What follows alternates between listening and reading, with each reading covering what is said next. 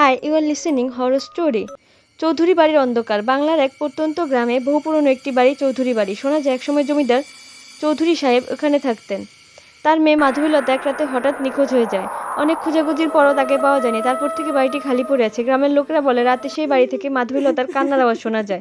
অনেক বছর পর শহর থেকে এক তরুণ ইউটিউবার রাহুল হরর ভিডিও বানানোর জন্য গ্রামে আসে। সে চ্যালেঞ্জ দেয় চৌধুরী বাড়িতে পুরো রাত কাটাবে এবং সব ভিডিও রেকর্ড করবে।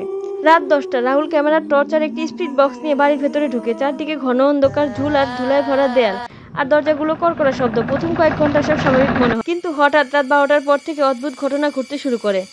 একটা ঘর থেকে খিল খোলার শব্দ আসে। রাহুল সাহস করে সেই ঘরের দিকে এগিয়ে যায়। দরজাটা আস্তে করে ঠেলে টর্চের আলোয় সে দেখতে পায় একটা আয়না। তার সামনে দাঁড়িয়ে রয়েছে এক মেয়ে, সাদা শাড়ি, ভেজা চুল আর লাল টিপ পরা। মেয়েটি ধীরে ধীরে আয়নার দিকে তাকিয়ে বলে, আমার নাম কেউ মনে রাখে না। তুমি কি জানো আমি কে? রাহুল ভয় পেয়ে যায়। সে স্পিড বক্সে প্রশ্ন করে, তুমি কি মাধবীলতা? স্পিড বক্স থেকে ভেসে আসে ভাঙা ভাঙা গলায়, হ্যাঁ, আমাকে খুঁজে বের করো।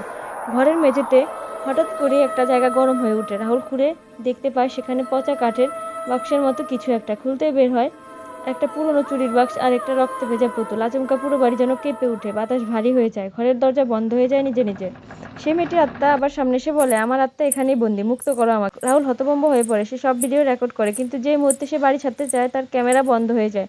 মোবাইলে কোনো সিগন্যাল থাকে না। পরদিন সকালে গ্রামের লোকেরা চৌধুরী বাড়ির দরজার সামনে রাহুলকে অচেতন অবস্থায় পড়ে থাকতে দেখে। তার ক্যামেরা খুঁজে পাওয়া যায়, কিন্তু সব ফুটেজ অদৃশ্য। শুধুমাত্র একটি দৃশ্য বেঁচে থাকে। আয়নার সামনে সেই মেয়েটির মুখ, তার ঠোঁট নড়ছে। তোমার পালা শেষ হয়নি।